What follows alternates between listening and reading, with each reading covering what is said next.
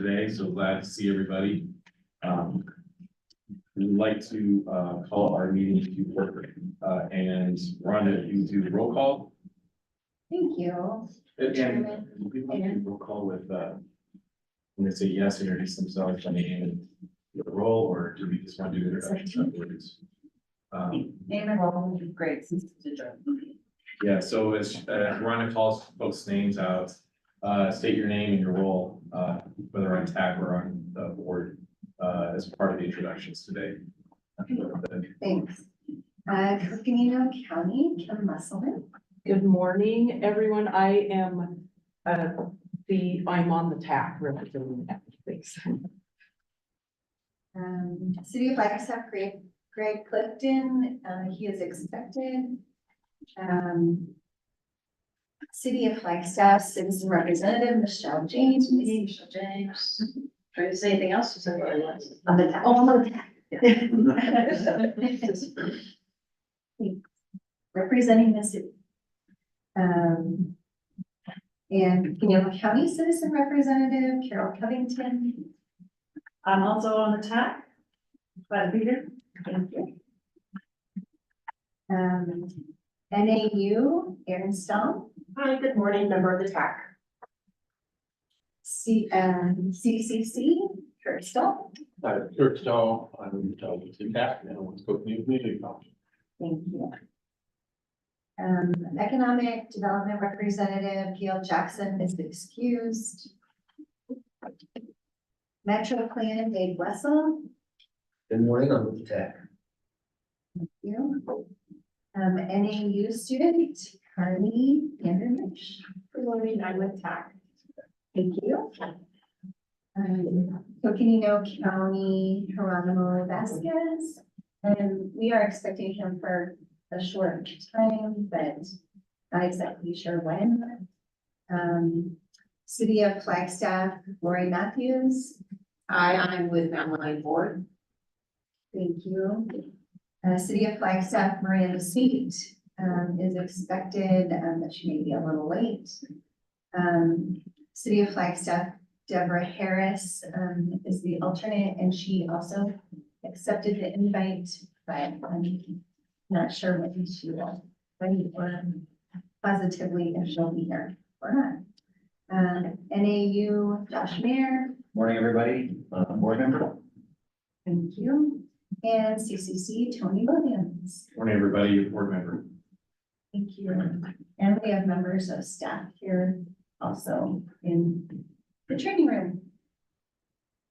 I'm sorry, we should introduce Scott Holcomb and Cameron Stanley, our attorneys that are with us today too. Good morning. Good morning. Everybody, Yeah. all right, safety minute, Sam, you're up. Thank you, Mr. Chair, members of the board and TAC. My name is Sam Short, I'm the Workforce Director for Mountain Line. So October is Fire Prevention Month. Fire Prevention Month and fire awareness in the workplace should be second nature with proper amounts of education. This awareness can also translate into your personal lives to help keep our families safe. The following tips can help us all prevent fires in the workplace and at home. Maintain the appropriate type and number of fire extinguishers in the workplace or your home. Conduct monthly and annual extinguisher inspections to ensure that they are in good working condition. Provide training for your employees or your family to make sure that they know how to use the fire extinguisher correctly. Eliminate clutter. Exercise good housekeeping. Clutter can easily become a fuel source in the event of a fire, allowing a fire to spread quickly. Furthermore, clutter can restrict access to emergency equipment and escape routes. Chemical safety. Use and store chemicals safely. Read hazard warning labels and safety data sheets to determine flammability and other fire hazards. Ensure your chemical storage areas provide adequate ventilation for the storage of chemicals or other hazardous substances.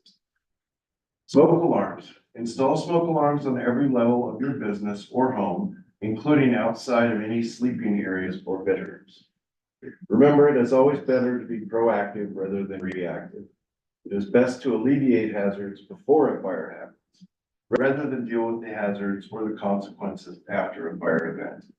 Welcome to the October Mountain Line Board and Transit Advisory Committee events. Thank you, Sam. Number 4 on our agenda, milestones and anniversaries, Heather. 400.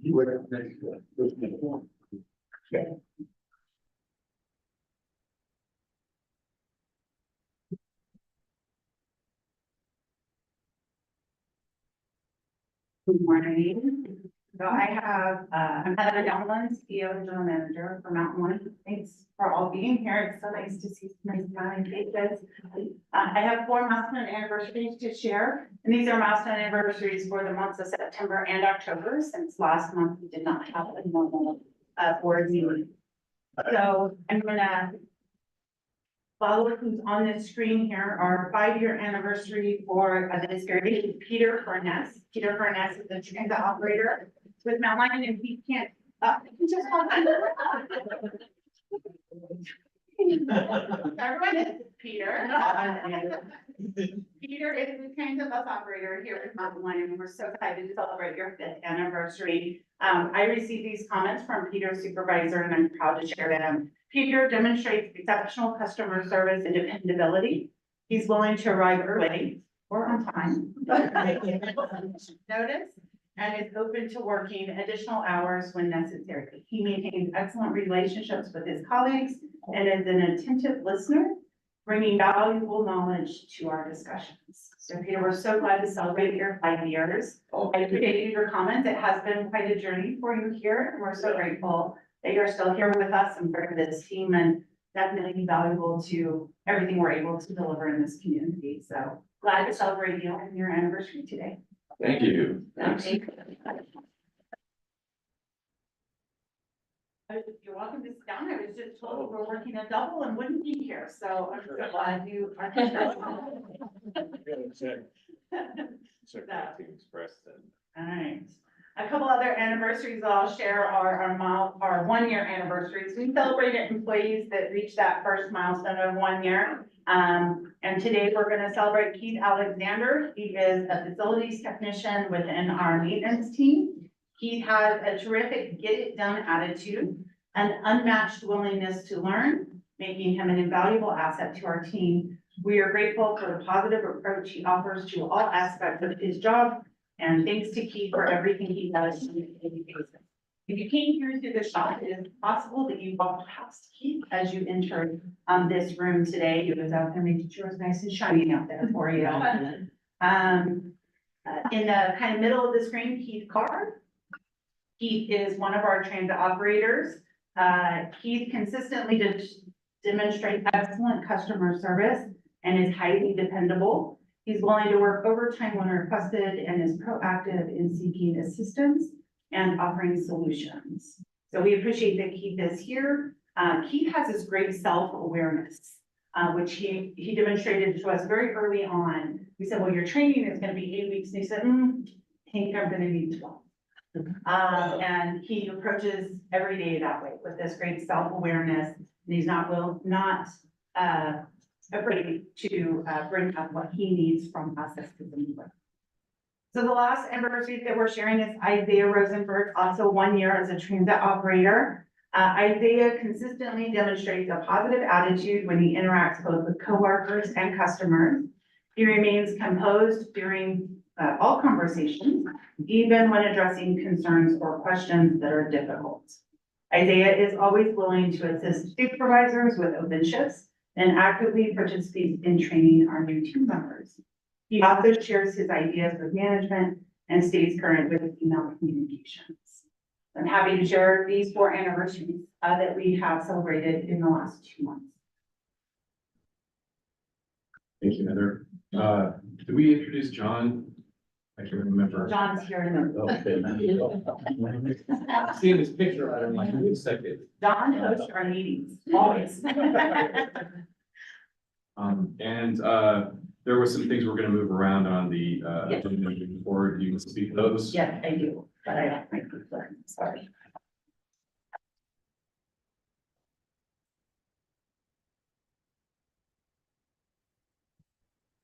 Before we jump into the agenda, I appreciate Chair Woody reminding me, we want to move a couple things around. So item number 12, succession plan, is being moved to number 5.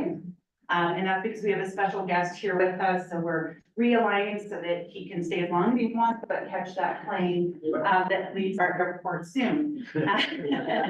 We also are going to table what is on your agenda listed as number 8, fiscal year 2025 projections. We will bring that back in November.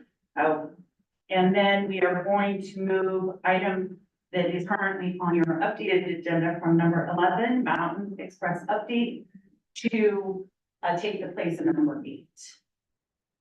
And our goal with that is to ensure Geronimo Vasquez, Supervisor Vasquez, is here in the room for that discussion. I feel like it's an important key item. If you have a chance to read the staff report, that probably helps. Other than that, all the items will stay in the order. So number 11 is moving to number 8. Number 12 is moving above number 5. We're tabling fiscal year 2025 projections. We are also going to table the employee engagement survey results. We want to go over that one more time with our contractor and make sure we give you the most accurate report. So you only received it yesterday. I'd like to take a little bit more time to review that. Thank you, Peter, for coming in.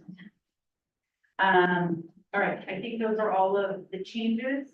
Any comments or concerns with those changes? Take a formal action on that, or? I think we have an action, we take formal action.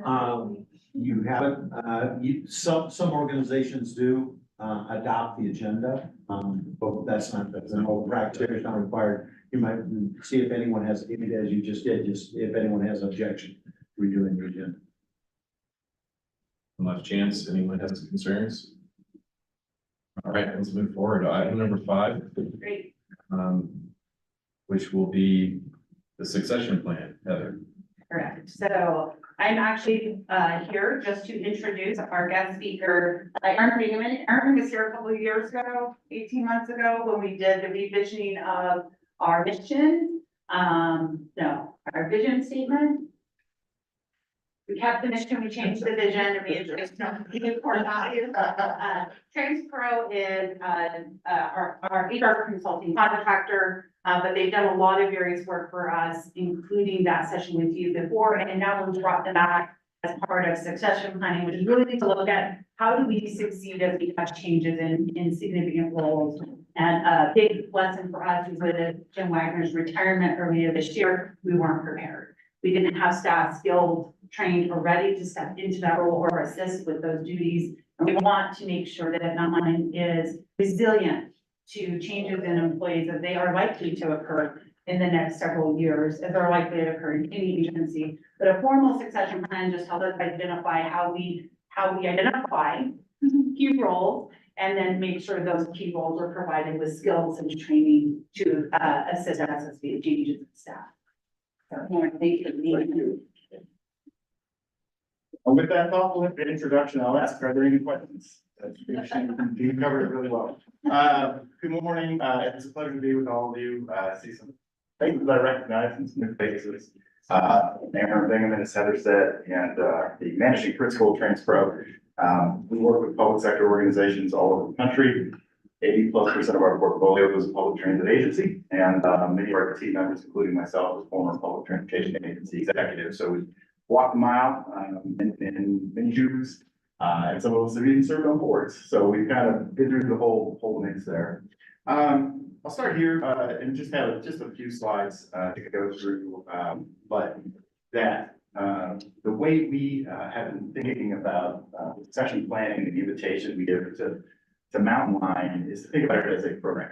I think many times succession planning is defined by this one construct or one role, and how do we think about that one role and making sure that the next person is up, and that's not really what effective best practices in succession planning is. It's thinking about an entire program and the entirety of the organization, and where and how do we make sure the future organization is aligned for organizational success. And so what we provided Mountain Line is a framework for how to lead, drive, and develop more detailed succession plans at individual levels. So, am I driving the slides, John, or are you?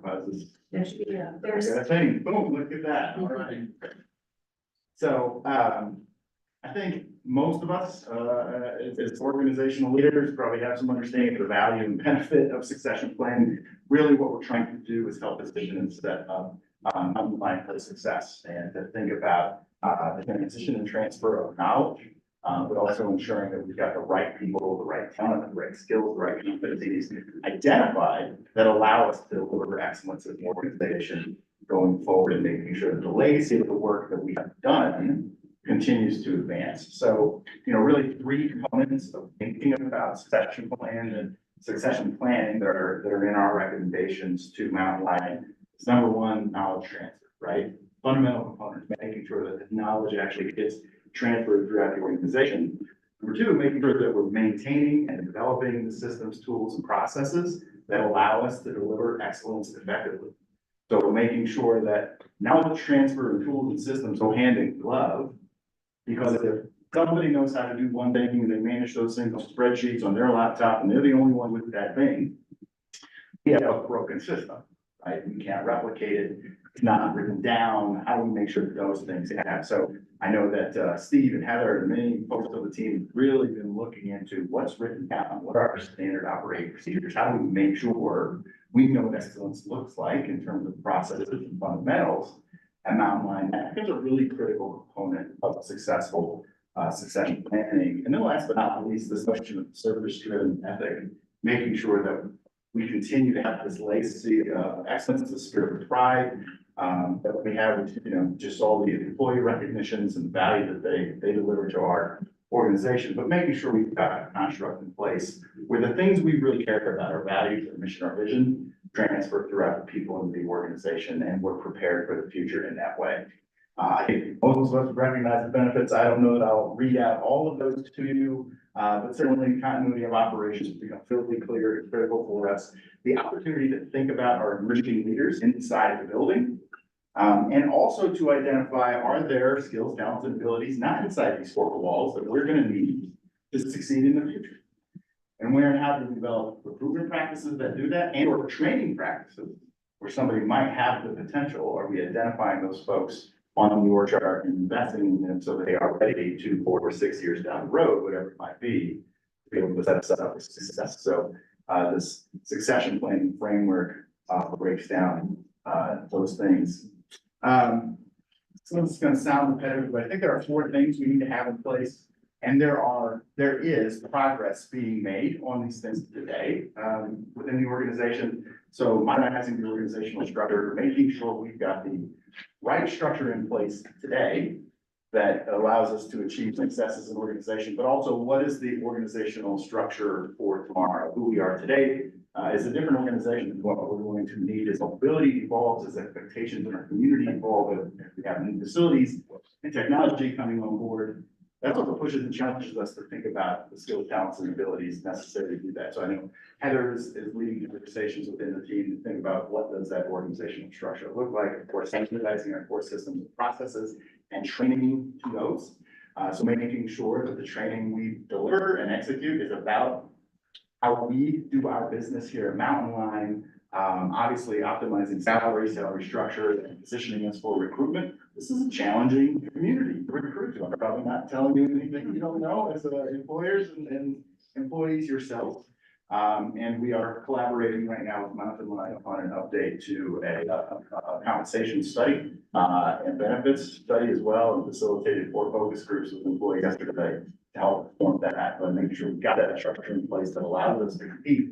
So that while we may have the best thinking in place to think about the future and growth and development, career development, and be ready with people, are we also going to be able to compete and recruit and retain and hire? So thinking about those things. And then last but not least, looking within the organization at those places where there may be gaps, or we might be investing, over investing in terms of people within the organization, but not getting the results we desire. But thinking about where do we purchase services as opposed to continue to hire and recruit, and investing resources. So there's a whole balancing act within that.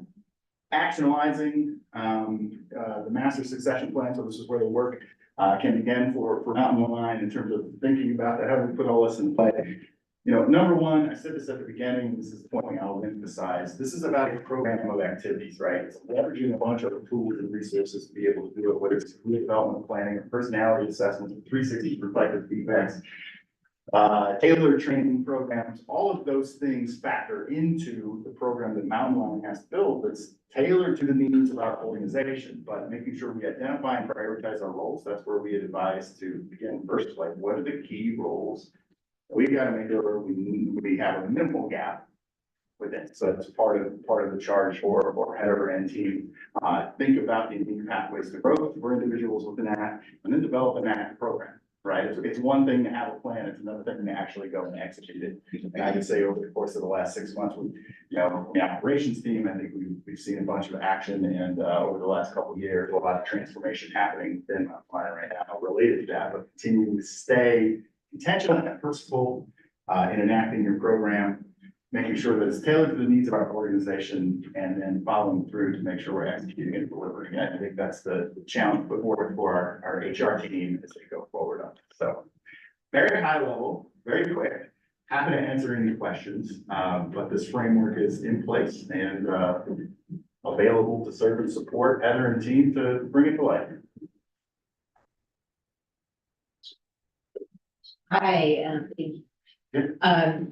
Just to clarify, the plan, we're starting now to identify key positions. And, is there any talk about what type of training? Is it something that we're gonna send employees to? What resources do we have for the type of training that we need for this, organization? I don't know if that's for you or Heather. So I think, you know, we have a reoccurring training and development budget that we use here. And I think there are, that is widely available. It is usually taken advantage of by, lead positions. It's not very often that an operator comes in and says, hey, I really looked at the American Public Transit Association and I want to go to this training. However, I would tell you that we're working harder to ensure everyone is aware of those opportunities. I think I shared in current events in August, we had several staff go through a dispatch training. We had several staff go through a supervisory training. So we're working on how do we better tool people for the jobs and tasks that we're handing them. We are talking about how do we develop some of those resources in-house, because it is hard to send 120 people to trainings across the nation. It's expensive for one thing, but how do I cover all those shifts and those work duties to do that? But then there are other things that it doesn't make sense for us to have it in-house. So we need to take advantage of those collaborative opportunities. One of them that I will share with you, and this is just a preview of current events, Ann Dunno recently graduated from a leadership academy that was put on by the Colorado State Association. And so instead of us developing a leadership academy, we keyed into a transit industry specific leadership academy to help improve her skills and develop those things. And this was Ann leading the charge and saying, I'm interested in this development, I'm interested in this training. So congratulations to Ann. That's an example of how we're trying to find all the different ways that we bring these resources to staff. I think the key of the succession plan is identifying the priority for how do we set who goes first? How do we say this year we have $25,000, who are the priorities for this year? And then what are the priorities for next year? And then it also, like I said, doesn't include that what is internal versus what is external. Thank you. Yeah, I'll just add, if I may, you know, it's a yes and. There's no silver bullet in the industry about like the right way to tackle this. I think as we prioritize, you know, our council would be to look for common denominators. What are those things that we can do, you know, in-house, which we've done with a lot of like our SOPs. We want everybody to know our standard operating procedures. But if there's something unique in terms of the gap that somebody has, if we see the value in investing in that person for the future leadership of the organization, there might be a training institute or something like that that we can drive that person to and provide their participation.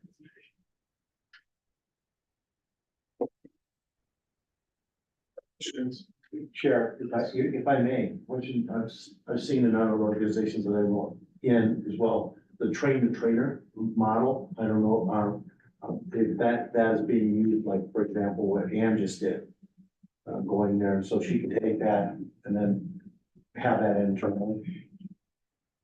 There are some things we're replicating that. For example, we had what we call Mountain Line 101, a training that we provided roughly a year ago to all staff here that was focused on how does your job tie to our mission and our vision and our core values. We started with our own staff.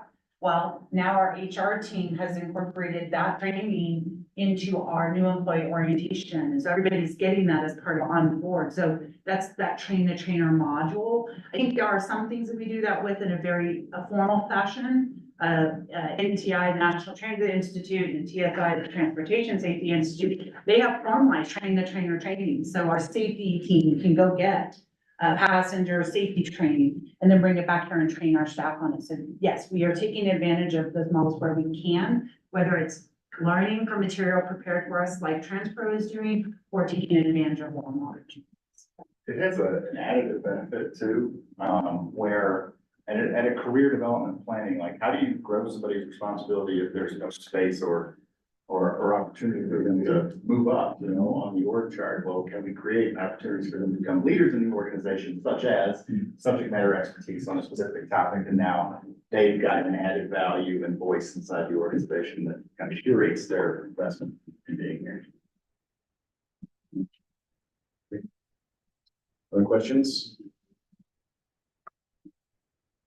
Great, thank you very much. Pleasure, thank you.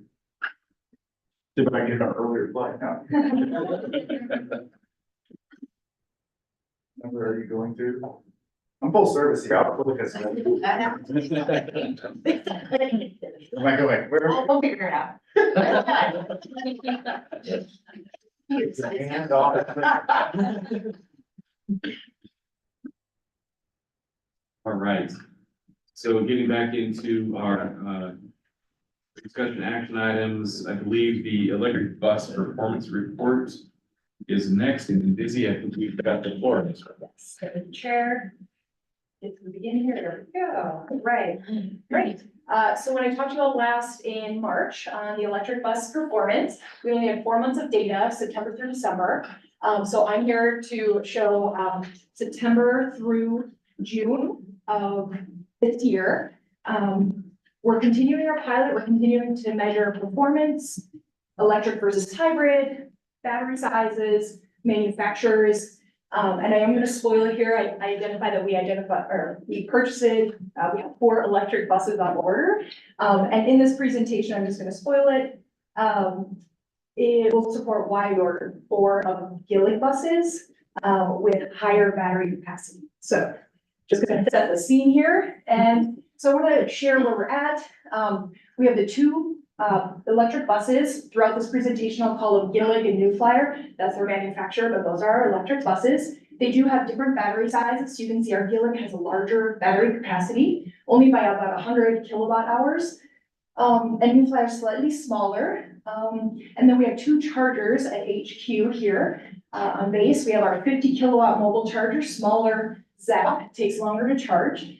And our 450 kilowatt hand grab charger that only went into service August 29th. So the data that I'm showing here does not include pantograph charging. And you walked past it. So in case you didn't see it when you walked in the building, it's right out there. It's massive. That picture just doesn't do it justice, but that's what we've got right now. And the key performance indicators I'm going to cover are listed here, but basically we're looking at efficiency, environmental impact, and cost. And I'm always open to changing this. So as you look through the slides today, you have a question, you want to see something regularly presented, I'm so happy to do that. Let me know. We have a lot more data that we're collecting, but we thought this was most important for the board. So efficiency per mile, lower is better. There's a lot going on this chart. The 2 blue lines are electric buses, Gillig and New Flyer. Gillig's the slightly lighter blue line. Orange is our hybrids. This is an average among our 28 hybrid buses. And the gallons per mile on the side correlates to our hybrid buses, and the kilowatts per mile on the left side correlates to our electric buses. It's not apples to apples comparison, but it's pretty close, industry standard. And so as you can see here, lower is better. Our New Flyer has the best efficiency among our 3 fleet types. Hybrid is kind of second, even though it's not apples to apples, and, Gillig is doing somewhat worse, quote unquote.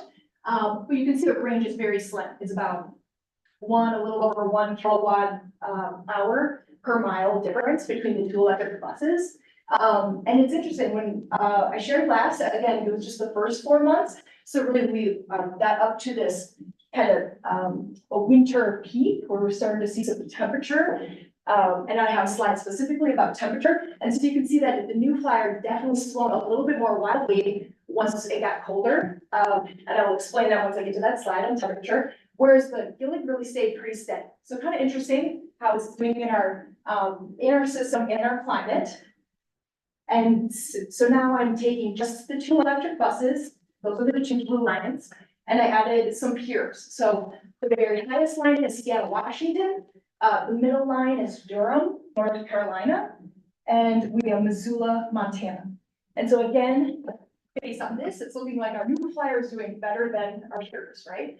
And it is absolutely doing greater on the kilowatt per mile KPI.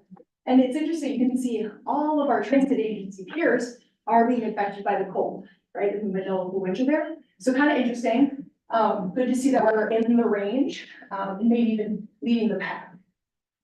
And then, so here we are, efficiency by temperature. So electric buses operate at peak performance when they can use the most stored energy for propulsion, which in turn maximizes bus range. And cold weather reduces range because energy from the batteries is required to maintain cabin and battery temperatures. And so we do see this impacting the New Flyer a lot more than the Gillig. So again, that's a feather in the cap for our Gillig, for the 4 future bus purchases. And we're likely seeing, like, overall, that we're not as impacted by our peers. We store all of our buses inside. That really helps keep them warmer. We're not spending a ton of energy warming them up in the beginning of the service day. And if you have any questions, please interrupt me. Happy to talk through. Happy to also jump backwards. Gallons of diesel avoided. The blue bar is our electric buses and the orange is our hybrid. This is total bus type. So over the 10 months identified here, we had a total of 53,500 gallons of diesel avoided between our 2 bus types. And so the hybrid has better efficiency per mile than the typical diesel bus.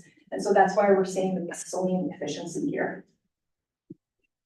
And that translates to carbon dioxide emissions saved. And here we have average per bus type. Again, blue is electric. That's 2 buses we're comparing, and hybrid is 28 buses. And so it really just depends on the number of miles that these buses are putting on per month. Higher emissions, more miles. And overall savings, we're saving, it's about the equivalent of removing 10 cars from the road per year per month. And so over the 10 months, we had 104 cars hypothetically saved from the emissions between our 2 bus types, which is really wonderful.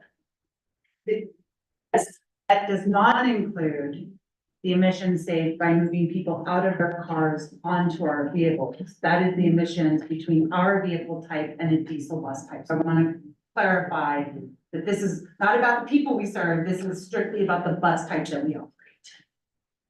Excellent work, thank you. So then the final slide on electric buses here, energy cost per mile. It really comes down to money. So we've got, again, orange is our hybrid buses averaged out between the 28 buses. We're seeing an average of 82 cents per mile for our hybrids. Whereas let's see, I'll go down one, our Missoula, our peer agency, they're at about 53 cents per mile for their electric buses. Our dark blue line is our Gillig, or our New Flyer bus, about 44 cents per mile, so a little higher than our Gillig bus at 35 cents per mile. So, you know, again, this is just 10 months of data, but we're seeing a good trend.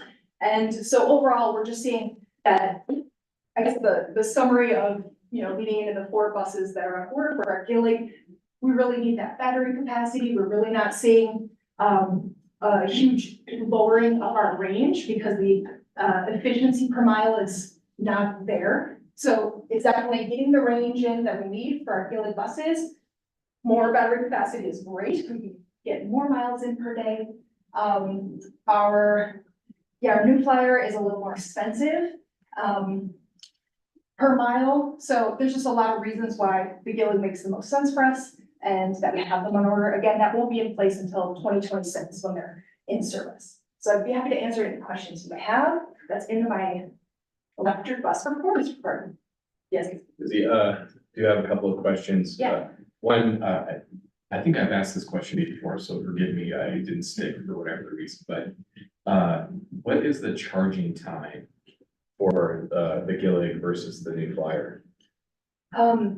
It's a couple hours difference. I'd say about like 5 to 6 Jeremiah, correct me if I'm wrong. I'd say like 5 to 7 on our smaller buses, maybe 6 to 8 on our larger Gillig battery. Does that sound about right to you? For the slow charge. For the slow charger, yes, thank you. And so for our larger charger, the pantograph that just went in, we're seeing about an hour. Is there much difference between the two buses? I didn't think so. So about an hour of the pantograph. Great. And then, what's the battery life? Like in the replacement possibilities for it, when we buy an electric bus, I'm going to assume at some point in time, those batteries have to be replaced. And I'm only bringing this up because I have a electric, snow blower. And I'm learning that they don't make that battery anymore, so. I like, pull the second, I'm like, wait a second. So I'm just curious what that would be like. Absolutely. And Jeremiah, please step in. I guess overall, we've understood, especially with our hybrids have the regenerative battery. I'd say overall, it's a learning curve for everybody on these batteries and battery life. No bus is the same. Some of our hybrids have wildly different battery replacement needs. One of our buses still has, how old is the battery? All but 4 still have the same battery. Yeah, so some of them have very long lives, it's great, some of them don't. And so we'd expect similar in electric buses. Would you want to add on more to that? The warranty on them varies by manufacturer, but right now, the warranty is 7 years for the battery. So anything but for that, the manufacturer will cover. But that was the same with our hybrids, and they last us 16 years. If I may add, I know you have a question, we anticipated half-life. So these are 12-year vehicles, we anticipated battery replacement at 6 years. That's the warranty is attached to that. One of the things that is a very big discussion in the transit industry right now is exactly to your point, that when our batteries expire in our units, can we put the newest battery technology in these vehicles? And so that is something we're working very hard to answer. I will tell you that I hold a lot of hope that our batteries in our battery electric buses will be similar to the batteries in our hybrids. And because we store them in these beautiful, warm conditions, that we will see longer than anticipated life. And to the point, Busy started to make the 16-year-old hybrid bus that we have on our fleet, the oldest vehicle on our fleet, still has its original battery. And it was anticipated to be replaced at, I think, 5 years when we purchased it. So the conditions we offer our vehicles will certainly aid in the battery life, but those are questions, Chair Williams, we don't have the answer to. Can we retro battery then? I'm not smart with mechanical language, but can we put the newer battery technology in buses? Or is that going to be a new challenge 5 years from now, if in fact we have to replace these batteries at 6 years? Thank you. This, very much. Couple of questions. The electric buses that we have now, are they able to complete their daily route without being recharged and just charge at night? That's my first question. Should I start there? Let's start there. Otherwise I'll need to write them down.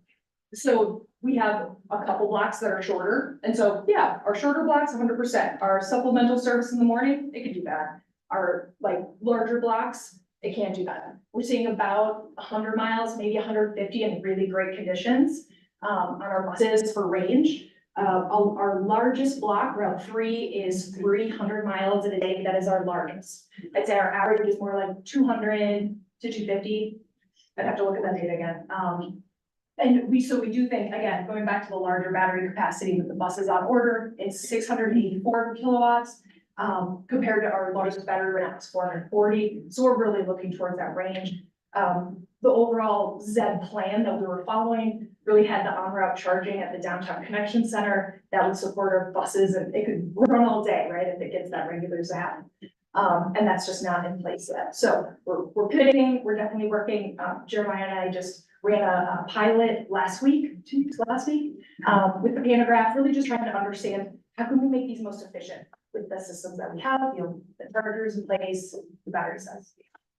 Thank you. So my next question is, what is the cost to replace a battery, and remind us what the cost of the electric buses are total?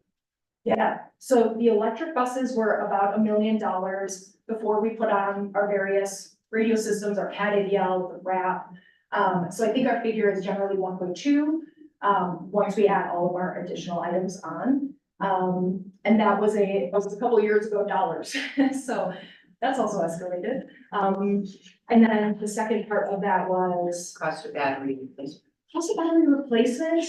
I'm not sure. I can get that for you, Jeremy, do you know? Okay, I'll note that.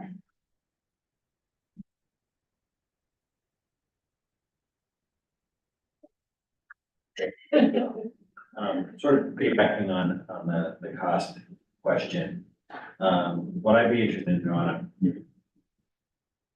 maybe outside of the scope of your presentation, what's the cost differential between the hybrid bus and the battery and electric bus? And I understand that there's a whole lot of costs that are different between the two in terms of maintenance and what have you. But where is the break even point? And how long does it take to get us there? Is it during the life of the bus?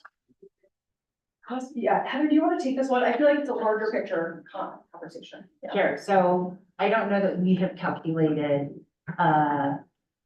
what's the break-even point on the cost differential? It is something we can calculate. I think from our perspective, it's about the reduction in emissions more so than the break-even point on the cost differential. But I will say, we as a hybrid property are facing a much smaller cost differential than someone who's transitioning from diesel buses to electric buses.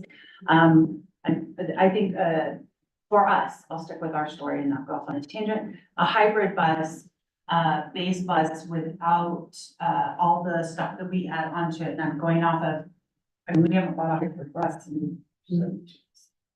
since 2017. So, please understand that there's a little bit of a flux in this, but it was around $800,000. So we are paying probably about $200,000 difference just to the base bus, if you will. That doesn't include, as you said, the wraps, the cameras, the fare boxes, the bike racks, all the stuff we put on it, chip flag stuff to make them ours.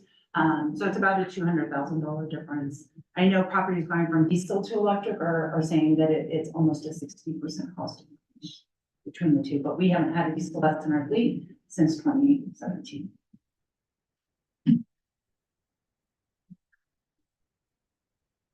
Any other questions from the buses? Excellent. Well, thank you for the discussion. And I have a couple of follow-up items for you too. Thank you. Yes, please. I'd be interested in future board meeting to also, I know we talked about a few months back, the increase in interns because we have electric vehicles in the building and the cost of our utilities for that. I'd like to see like that packaged up to say, I know our focus is emissions, but I'd like to see what that cost is to keep going all electric and all the impacts that it has outside of just, charging the electric buses, like buying that interesting charger out there that looks amazing. But just factoring in that so we have a good picture of what that cost is to make that transition. Absolutely. And in our ZEP plan, it did outline, so in a 14-year transition through, replacing all of our buses at their useful life to electric. At that point, our ZEP plan estimated 19 million incremental cost over the current hybrid. I think that's what you're trying to get at, and that's the most accurate numbers we have right now. We're doing an updated Z plan with, National Renewable Energy Laboratories, hopefully this month. And so we hope to get refined figures. In the meantime, we can tell you what was the added budget capacity in fiscal year 2025 for charging the vehicles and for the insurance and some of those pieces. And we can certainly, quickly tell you that the charger out front cost $1.2 million. And if I don't have electric buses, I didn't need to spend that capital. There are other impacts to making a decision to not do electric vehicles, including federal funding for vehicle replacement. That the federal government, Federal Transit Administration, who we rely on for our capital money, they're targeting electric vehicles. 75% of vehicle replacement money will go towards electric vehicles. So if we do hybrid buses, we have a much more limited source of funding. So there's a very broad financial question around it, but I think we can minimum bring back to you and demonstrate what we have accounted for in our financial plan as part of the cost of transitioning. I think the ZEP is a great place to start, but it is 3 or 4 years old now. And it makes assumptions that we're starting to question, like, do we need to have all these high-powered chargers at the downtown connection center, or can we, through vehicle replacement strategies, create an opportunity to charge them here? If we charge them here overnight, the cost of electricity is cheaper than fuel. So then our costs go down instead of up, right? The ZEP plan said you're gonna charge all day long through peak windows, and your fuel costs are gonna go up 30% because of that. So, you know, there's things that we're working on as we learn more about these vehicles, about what to do. I don't think we need to spend the $19 million differential that the ZEP plan originally identified, but it identified 6 or 8 high-powered chargers. I don't know that we need those. We will still need to buy a charging infrastructure here. We will still need to improve electricity here. But one of the things that we're learning as we talk about this electricity draw is there might be a need to build, excuse my language, a substation. That's actually what it's called. But, you know, something to increase our electrical pull and power at this location. Was that accounted for in our ZEP plan? And what does that actually look like? And what does it cost? And we as an industry, transit officials, these are all the things we're still exploring. And so I'm very grateful that our board has given us an opportunity to tiptoe into this, more so than what California is faced with a demand that they do it within the next 5 years while the technology is still really developing. Long way to answer your question. I will bring some custody back, but please be aware that we're walking sensitively through these decisions. Right, keeping us time on task today, I think we're moving to the next item on our agenda, and that's the biennial performance report. And Busy, you get to stay up there for a while longer. Chair, okay, some more data coming at you. Hopefully it's not too painful. I love data, so I live and breathe this stuff that excites me. So I want to bring up this chart, this table. So the left 3 columns, FY 22, 3, and 4, that's 1 year apart, obviously. The right 3 columns, we have 1, 3, and 5 years. So it definitely jumps as you start to look right. Gets a little alarming sometimes. So just overall, I'm going to start with the fixed route, the gold box. We did see a 4% increase in ridership in FY 24 over 23. We're already seeing 80% increase to date this year, and we're projecting a 23% increase. We're only at 2 months into full service. Really, the service we put out there is going to drive the ridership. So we're really hopeful that we're seeing like all of those students come back. We're seeing the FUSC ridership really helping pick us up. So we do have high goals, but it is pretty reasonable.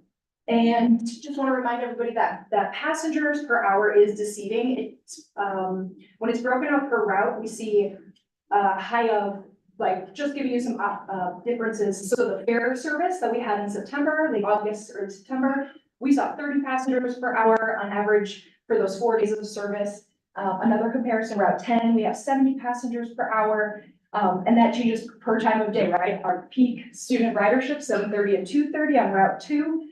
For Coconino High and Flag High, they're seeing 40 passengers per hour on the peak times, where it's more like 10 passengers per hour, 8:15 p.m. on the Monday. So it's really masking a lot of range across our system there. I'm going to move on to demand response. Again, interrupt me if you have any questions. So that is our light blue. We have both paratransit on top and microtransit on the bottom. So both paratransit and microtransit provide origin to destination service, which is different than our buses that stop at regular stops on schedule. So they're more taxi-like, and these services are commingled, using the same vehicle and driver, so trips are grouped together for efficiency. And paratransit is an eligibility-based program for people with disabilities who do not have the functional ability to ride fixed route buses, either permanently or under certain conditions. And that's, paratransit service overlaps with fixed route mountain line bus service. Microtransit, on the other hand, started in 22, so we saw this, that's the beginning of its service, the last 3 years here.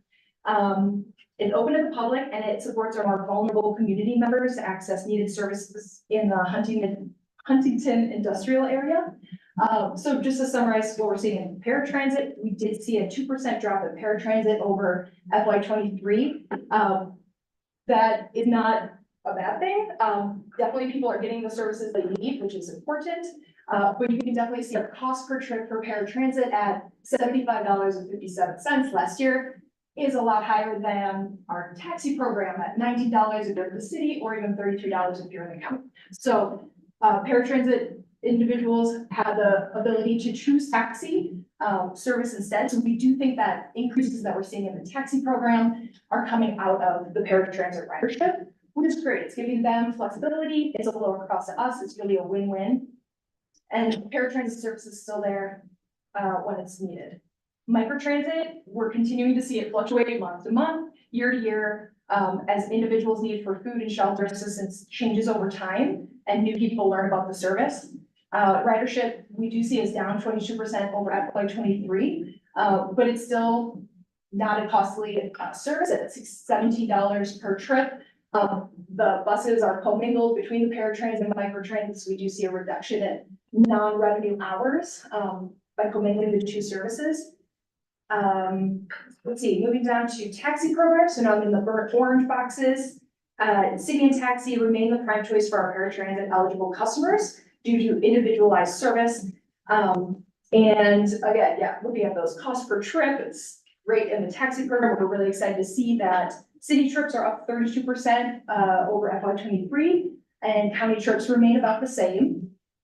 And the last program is our van pool program. This is just our shining star among the modes, I gotta say. It currently supports 11 van pool groups for workers who live or work in nearby cities. So Williams, Winslow, and Holbrook are some examples. And they connect to Flagstaff. And some employers do support the van pool costs in addition to the county subsidy of $400 per van per month. So probably driving some of this ridership as well once employers pay for it. That's helpful. So we had a 29% growth over FY23, and van pool ridership is 99% higher than pre-COVID. It just continued to rise through COVID. Different riders on that system than our fixed route buses and our paratransit. So very different services that are listed here. So now I'm going to get into our strategic plan KPIs. But happy to turn back, please. Yeah, thanks. Yes. Of those that are listed, I assume paratransit is the only vehicle that has wheelchair accessibility. The microtransit does as well, just because It does. Yes. Okay. Yeah. Correct. And our van pool does have, so it's fully accessible if somebody requests it. So they just contact Enterprise, say, I need an accessible van pool, and they would absolutely provide that. Thank you. Mhm.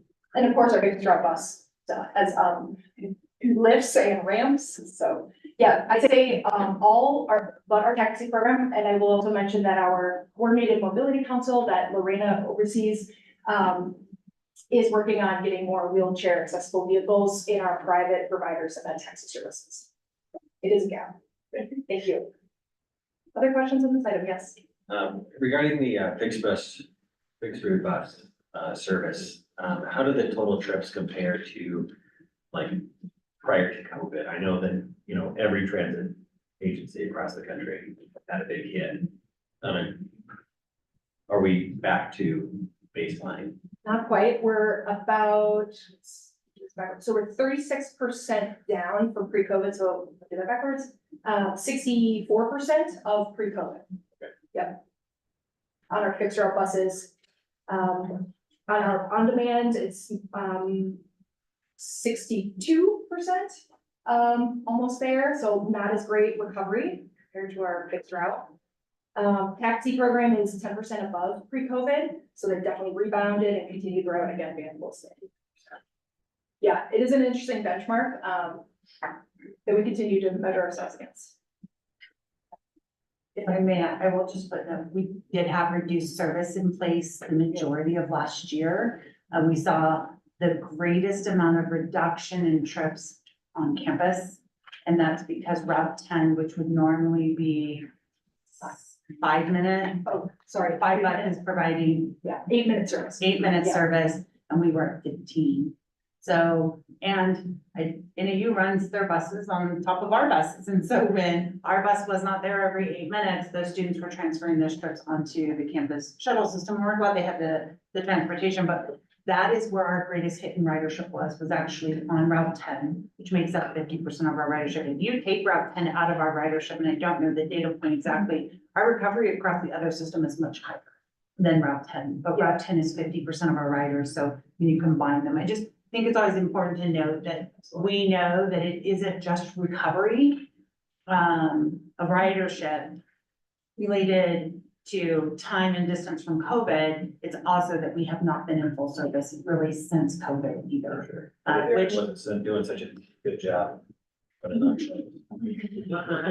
that's right.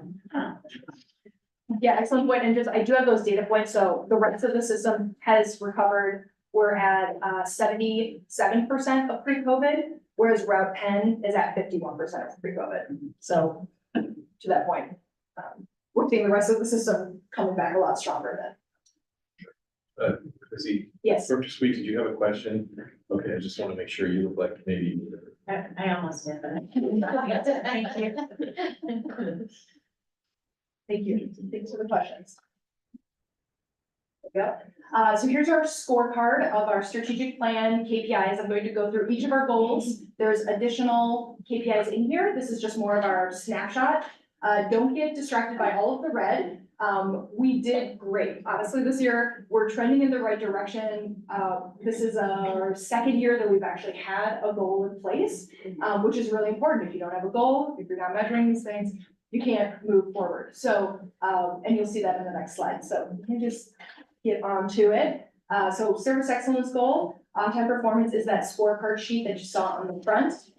Something that's also driving some of these numbers in FY24 is a new system, our on-time performance system tracking. So it's not exactly apples to apples. We're still working with our GMP system to try and get that all sorted out exactly right. So it's not an awesome comparison to last year, but it is also a different system with some different data points. So not my favorite thing, but we're definitely watching it, and our goal is 95%, so we're moving towards that.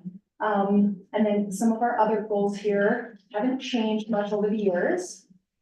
Stewardship of resources, our second strategic plan goal.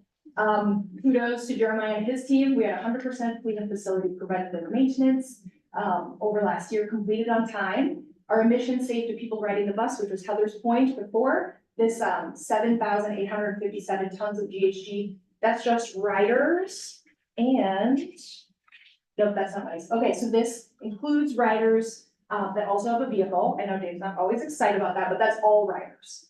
And then emissions for mountain light vehicles. So again, I showed that in the electric bus presentation, 104 cars off the road. Investing in mountain line workforce is our third strategic plan goal. We had our annual performance evaluations completed. We're finally getting better at that. We're moving in the right direction, though we're still not at 100% of all employees. Employee engagement score, that is stagnant. That hasn't changed since I talked to you in March. And as you heard today, we don't quite have the results for FY25 yet, but we're hopeful that we're going to be at 77% at least. And they did do an asterisk there. Again, it's not an apples comparison from the previous year because it's a different survey tool. But we do feel confident that changes have been made, that what you hear about FY25 is apples comparison with FY24. Oh, and then trainings, to Heather's point that you brought up during the succession item. We've got some total employees that attended trainings listed here. Really big effort on electric bus training. Kudos to Jeremiah.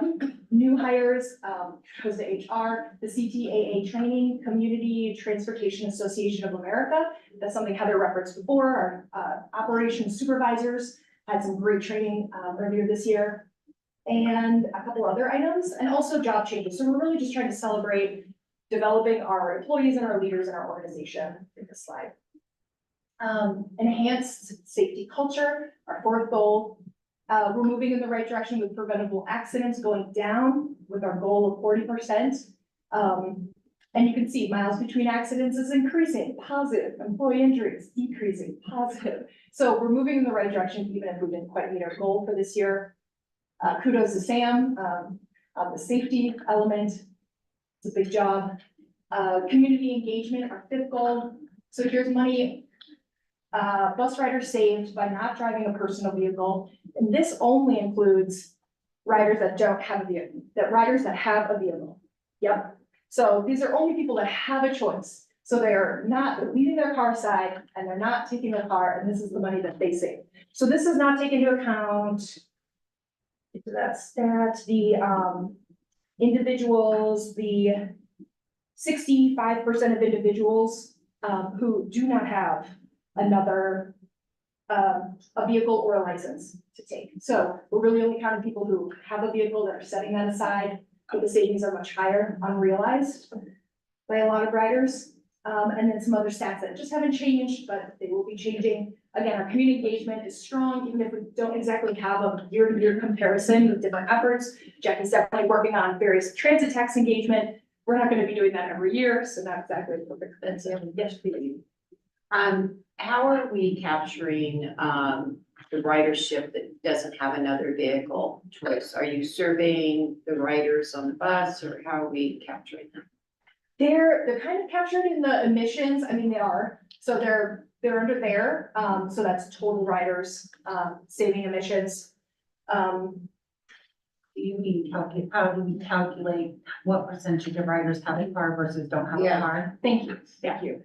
So we do a customer satisfaction survey every couple of years, and we get that stat from there. So we ask specifically, do you have a vehicle to take instead of the bus today on your trip? And do you have a license and can operate a vehicle? So they answer, if somebody says no to that, which is about 65% of the ridership says no to those questions. Okay. Yeah, thanks, great question.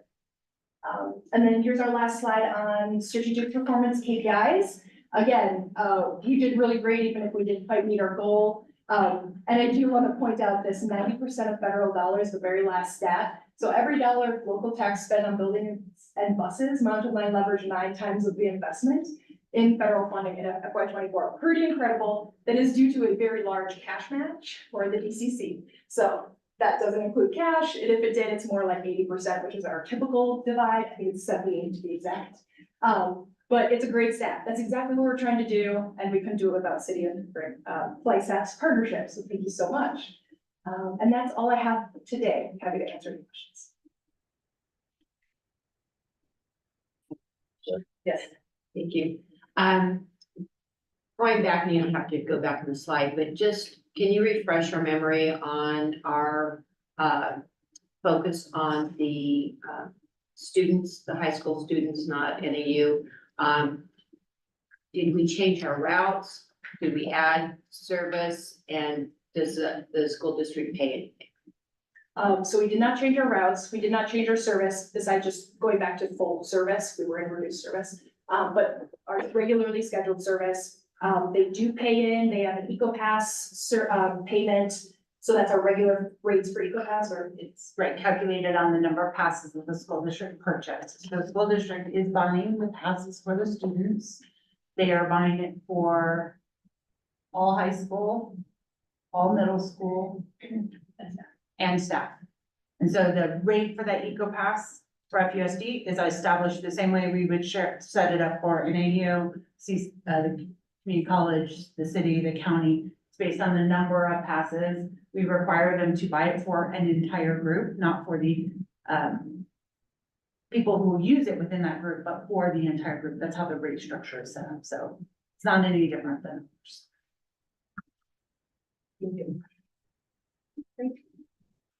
well, thank you.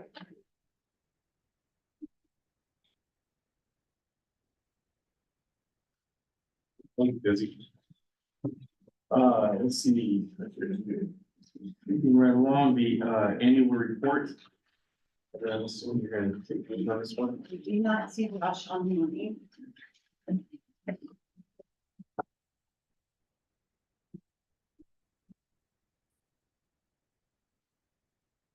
I apologize, Josh is home under the weather today. He was hoping to join, but I'm guessing he did not make it.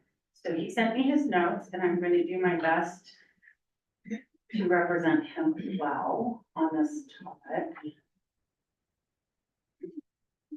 But I just closed the notes. So as a reminder, while I get these open, the annual report is a state requirement for us to issue on an annual basis to capture a summary of both performance and financial data from the prior operating year. So this is our regular housekeeping item, if you will, to present to you the annual report and a synopsis of the data. Since Busy just did a very thorough presentation on the performance data, I'm not going to repeat that portion of the annual report. Happy, if you review the report and have questions, please let us know. And I also want to draw attention to, we sent out a secondary copy of that. Our staff has worked really hard to revise that annual report, so I don't know if you compared the two, but they look different. And in updating it and making it more informative, there were some things that we needed to adjust that we had not captured. So please be sure you're reviewing that secondary report and let us know if you have any questions. The action we are seeking today is actually adoption of the report and authorization to file it with the state of Arizona as required by the state statute. This is state statute I'm referencing is the one that allows us to operate as an IPT. And skip a bunch of slides.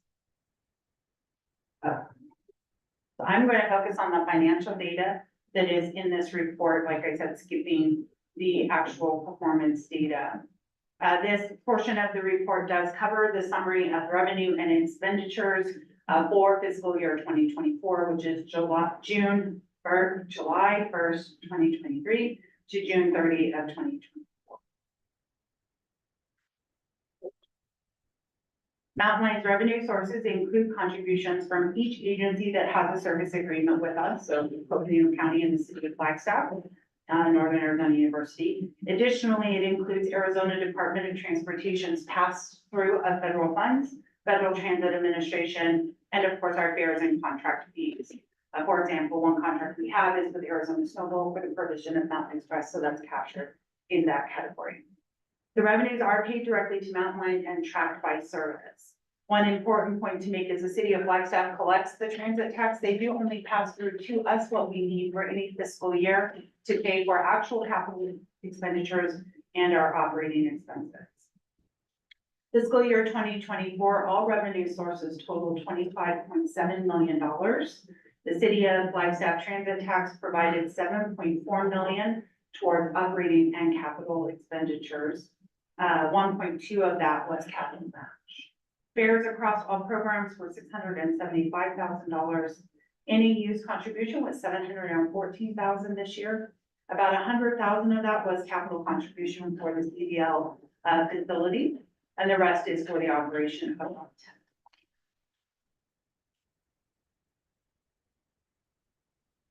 So our total operating across all of our programs, as Busy covered in her report, was $11.7 million. So that's the cost to actually operate. And our capital was just under $14 million. We had several large capital items in fiscal year 2024, including the purchase of both one of the two electric vehicles, completion of the CDL course, and then we of course initiated major construction of the downtown connection center and have seen probably about 50% of the cost, not quite 50% of the cost of that construction project.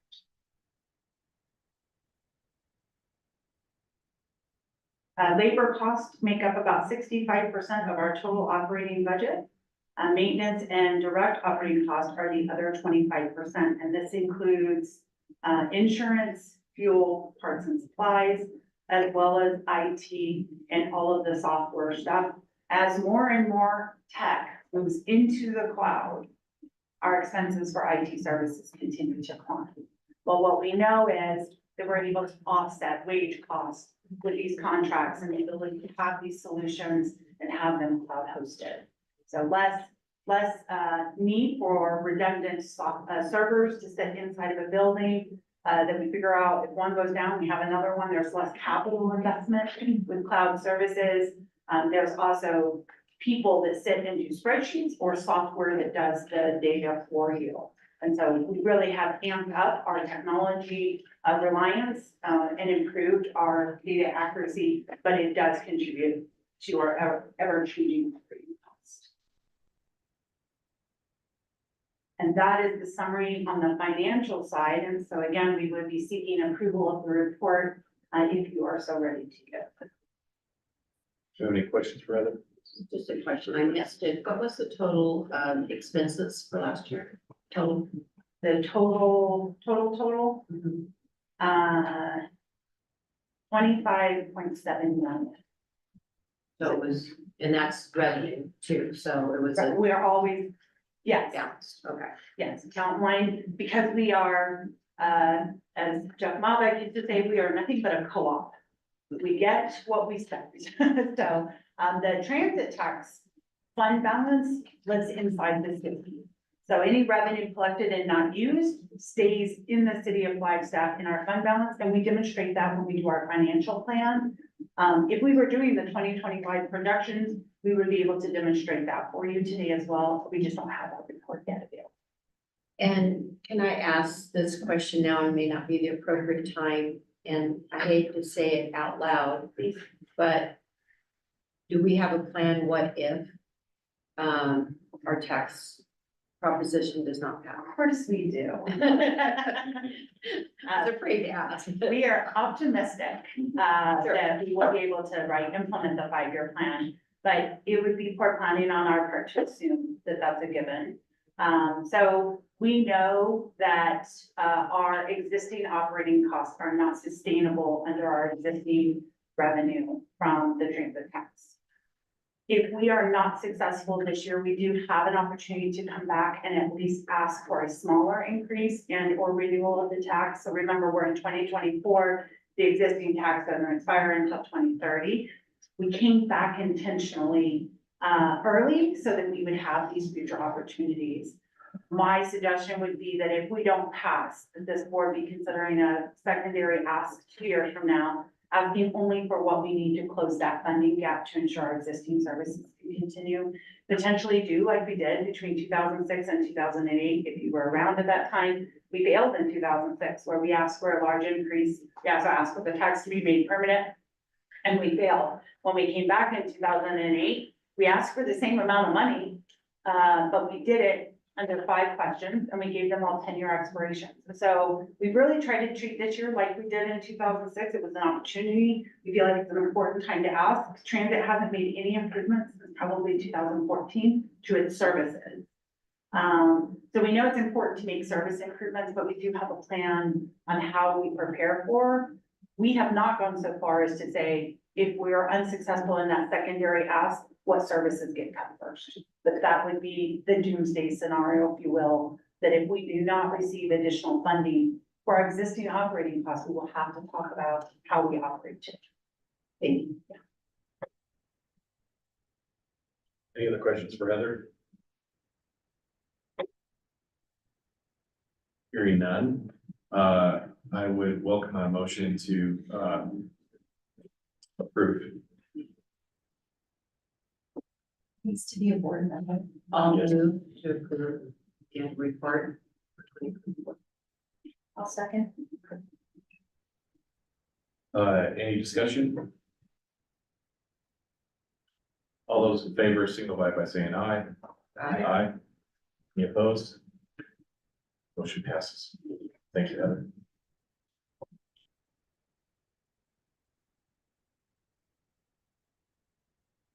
You're moving right along. Item number, well, it's not really 9, but it was 9 on the form, capital planning and grant funding, Estella. Thank you, Chair, members of the TAC board. My name is Estella Holden. I'm the planning manager at Mountain Line. If you indulge me, I know we've been sitting for a while, so I'll just like stand up if you feel like it for maybe 5 seconds. Watch your neighbor. I feel like I know no pressure. Okay. I know there's been a lot of different, Yeah. And if he's not. okay, so capital planning. So in 2021, Mountain Line developed a capital investment plan or CIP and a process associated. It's a comprehensive list that includes all of our capital investments for the next 5 years. So this includes our fleet, facilities, any sort of technology or security improvements. It's all included, and again, in this kind of robust, comprehensive list. And then this, the CIP, the projects are scored and prioritized. So all the projects go through and they're scored based on how well does it meet our strategic plan, as well as how much does it create like a service impact, as well as they're also scored differently if it's a state of good repair item compared to like a service improvement or a service expansion. These are then these projects are incorporated into the budget and the financial plan. And then this ultimately ties to the grant strategy. So there is a method to some of the madness. So basically all the projects are then looked through the lens of how, like, could we apply for a grant for this? Would this be an eligible project for an FTA grant or another type of grant? So then that then is developed through our grant strategy. So with our grant funding, so over the past 19 years, Mountain Line has received 154 grant awards valued over $168 million. I'll just pause for a moment, that's definitely a lot of money.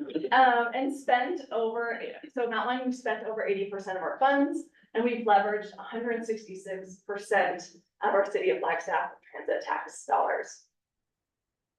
Just looking at last fiscal year, so FY24, the purple chunk is, so that is through an ADOT competitive FTA 5307, 5339 grant.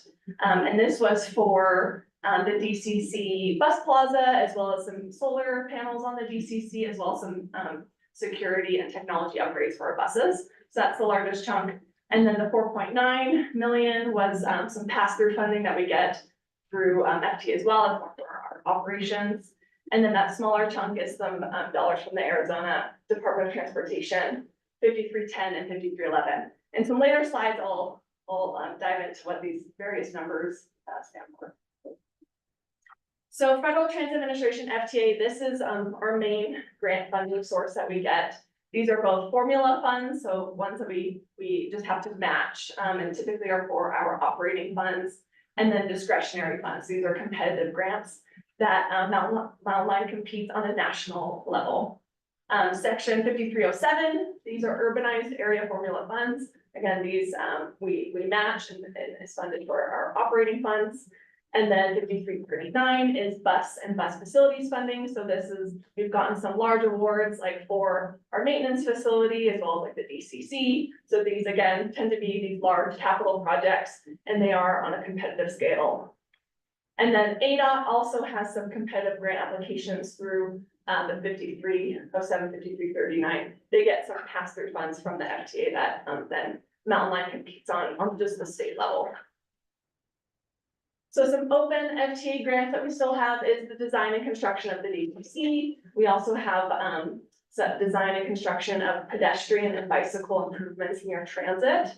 So this is a partnership with the City of Flagstaff where they actually provided the match, and we're again improving like crossings and sidewalks to bicycle lanes near transit. We also have some technology upgrades, some electric charging equipment. There's support vehicles for facilities and operators or operations, also some low-no emission buses as well, and design and construction of the maintenance facility at our passport facility. So ADOT, they also provide some funding. So the two main programs that Mountain Line receives is 5310, which is for programs for older adults and people with disabilities, and then 5311, which is for rural public transit. So that funds our van pool program. So these open grants with ADOT are mobility management. So this funds some staffing as well as like our travel training program, variety of outreach efforts as well. Operations of our 88 Plus program. So this goes above and beyond our, required paratransit boundary. And then as well as our taxi program. We also have the website accessibility audit implementation, which actually did get completed, this past September. And then our Mountain Line example program is the rural funds that Mountain Line receives. Because this, goes all outside of city limits and covers, Pocino County. So some pending grant awards. So Mountain Line, we did apply for 3 different projects for congressionally directed spending, or CDS. So this is, these projects are formally called like earmarks and get put into the federal budget. So pending award is an EV on route charging, about 2.3 million. Mountain Line did apply for 2 other projects that did not meet the mark, I guess, or didn't get into the budget, which was 2 bus replacements and 2 support vehicles, as well as design funds for some bus stop amenity improvements. So we're still thinking on strategy of how we can bring those forward in future grant applications.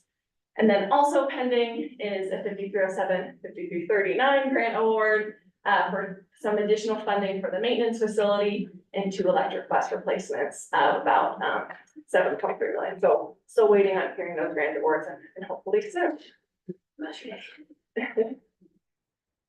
And that is the end of my presentation. Happy to answer any questions on our capital grant. Thank you, Stella. Any questions from TAC or board members? This is not an action item, correct? It's This just is not just informational. Thank you, Estella. Appreciate it. Yeah. Before we move on, just in case those of you were taking notes when we started our meeting about where we were moving things around. Before Estella got up, we were going to have the Mountain Express update in the spot before Estella's presentation. But at that time, we were hoping that Geronimo would be here for that. So we're gonna keep it at where it was originally at on the agenda at 11, and that was number 11. And move forward with that at that time, whether Geronimo's here or not. All right. So that being, moving along to the transit tax update, Jackie is going to lead us in this. Thanks, Jackie. Good morning, members of the board of TAC, Jackie Leonard, the deputy general manager. And I don't have a presentation. This is a pretty, a PowerPoint presentation. This is a pretty brief presentation. We are 21 days away from election day. Raise your hand if you're excited. Miranda was the first one up. So in case you don't know, we do have Proposition 488 on the ballot, which is the transit tax to renew and expand the existing transit tax through 2040. And so just want to give you a brief update on some of the things that we've been doing. As you all know, I believe our goal in this election is to educate as employees are prohibited from advocating a particular stance on a ballot measure. So all we can do is educate the public on what they would get if the initiative passes. So that's what we've been focusing on, working with a group called Lumen Strategies out of Phoenix, who's been helping with those education efforts and really kind of modernizing what our efforts and what we've been doing. It's been, Heather and I have been through several elections together, and she's been through more than I have. And we have kind of we've had a playbook and we've always done things the same way. And it's been refreshing to have newer things and, not do the same things over and over again. So we've appreciated that. So there are still some tried and true things. We have a website. You can go to mountainline.az.gov/prop488 and get all of the information about the proposition. We've also done some community presentations, which we think are very important. Heather has presented to organizations like NALA. I will be presenting to Econa tomorrow, as Heather will be traveling to a conference. And so we've been doing, those type of community presentations. We jointly held an open house in late September with the city for the bed board and beverage initiative that is on the ballot, and then with the county for their expenditure limit item that's also. We were, as open houses go these days, we had a few meaningful conversations. A small amount, but they were meaningful. How about that? But it is a great opportunity. And the people who did come were genuinely interested in talking to a human being about these initiatives as opposed to reading things or attending some of the forums. So we appreciated the few people that showed up. And then we also appreciate the city has given us the opportunity. They have some kiosks in several of their buildings throughout the community where Mountain Line as well as the county have been able to put flyers about our ballot initiatives. But we're also doing things, targeting some, select voters through postcards. Some of you may have received a postcard in the mail about Proposition 488, an educational postcard. And then targeted text messages. I know we're all tired of the text messages. I know it's, but it is, especially when I think you get one from a trusted source. So many of them are from, where you have no idea where it's coming from. The agency gets all of the replies because you do have the opportunity to reply to those text messages. I think we've all shot something off at some point. So please know that someone reads those and you're crazy is so our agency actually has a wall of fame where they print out some of like they run a lot of other campaigns as well, and they print out responses, but their comment to us is that they've actually never seen such a positive response to a text message campaign. People saying, I love Mountain Line, I support this. There's crazy too, certainly, but they have received an overwhelmingly what they consider positive response to the text messages that they have sent out. We also do understand that there is a complementary with an E, not an I, effort of people promoting the Vote Yes message, a PAC, as we call it. So there may be, there is social media messaging out there and text messages that do say to vote yes. Our role in those has been to fact check. So that group will send things to us to ensure that they are sending factual information out. We have nothing to say about the messaging or anything about how it's presented, but just making sure that as it relates to the ballot proposition, that something wildly unrealistic is not being promised in that messaging. So that's our role. And we're waiting for the next 21 days, just so you all know. Mountain Line has historically always offered free service on election day, and we will continue that this year. So November 5th will be a free service day. We'll start promoting that soon for those who choose to not take their yellow envelope and deal with it ahead of time and want to go to a polling location. We will offer free service. So that's one update I have. Heather provided a great kind of doomsday, it's not that doomsday over the next couple of years, but, provide that update. When successful or not successful, we will obviously be coming back to you, with how things will move forward. Well, happy to answer any questions. Jackie, I just want to thank you and the rest of the Mountain Line team for the efforts and the work in planning and implementing something like this. It's not easy, it takes time, and always not fun either because the public feedback can be excruciating at times. But pleased to hear that we've gotten positive feedback in comparison to other types of text messaging campaigns, that kind of thing. So that's get this shining star this year's election. But I want to just extend my personal gratitude for everyone's effort in this for Mountain Line. Thank you, I appreciate that. A lot of us are still, me, still really from 2018 in a very, very narrow, not passing the ballot initiative. So it's been it's hard to get back in there, and especially during an election cycle that has so much going on. Please make sure to flip over your ballots and get to the very last question, because that is where we live. Yeah, I suspect next month the TAC and board will have a lot to talk about. So I'm not sure we'll have any concrete plans by November 14th, but we'll Whether bring tissues or cake. Any other questions for Jackie before we let her go? I do want to let you know that I was interviewed by the Daily Sun yesterday on Prop 488, and so that article, I haven't seen it yet. I don't think we'll actually get to see it before it's in the paper, but be mindful it will be in the paper soon, and if you have feedback for us, again, effort was to educate on what Prop 488 is. I tried to be very clear that we're not the taxing authority. I'm speaking on behalf of it as I use the money, but it is the city of Flagstaff's initiative. So hopefully all of that gets reflected in the article, but I appreciate that the Daily Sun called and asked us to participate in that conversation.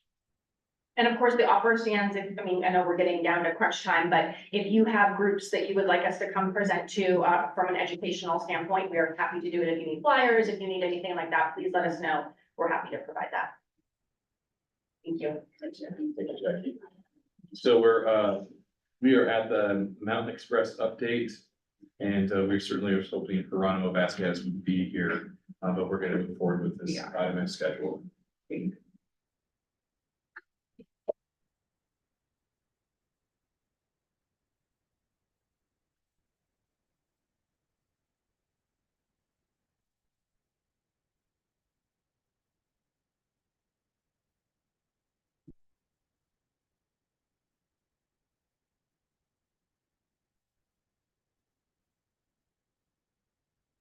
So I also do not have PowerPoint slides. It's more an opportunity to discuss with you something that has recently come up.